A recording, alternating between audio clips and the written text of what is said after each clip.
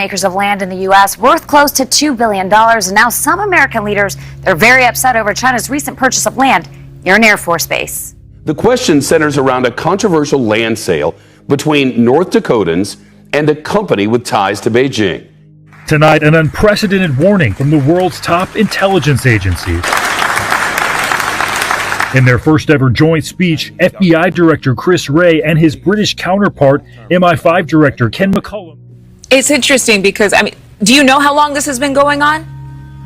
Well, interesting part is that we saw a tremendous Chinese buying activity about 5 years ago. And then since then, it has began to steadily decline. And in fact, in the past 2 years, during the COVID environment with, travel restrictions in place, we have seen a substantial decline in Chinese buyers coming into the U.S. Amid Chinese company Paving's purchase of more than 300 acres of farmland in North Dakota, just 12 miles away from Grand Forks Air Force Base, a base with high-profile and sensitive drone technology. It's a move national security experts warn could make the U.S. vulnerable. We consistently see that it's the Chinese government that poses the biggest long-term threat to our economic and national security. The U.S. and U.K. accuse China of deploying a global network of spies to hack and penetrate governments, businesses, universities, even local communities, to steal secrets and influence public opinion. The Chinese Communist Party is interested in our democratic media and legal systems, not to emulate them, sadly, but to use them for its gain.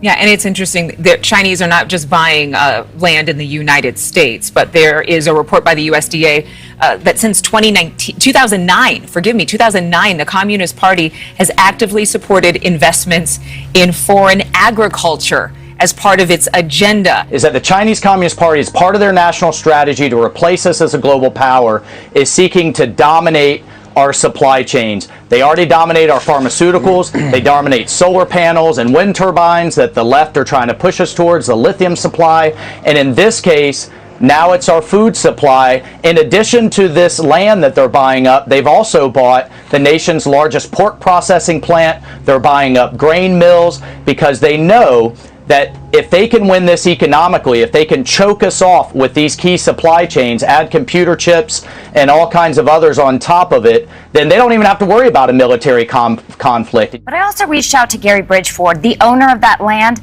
I did not hear back, but he has been threatened by people as well as neighbors for selling that land to the Chinese. But we should also point out that Bill Gates also bought a whole lot of land in North Dakota, and he received a lot of scrutiny as well, saying, is this tied to China?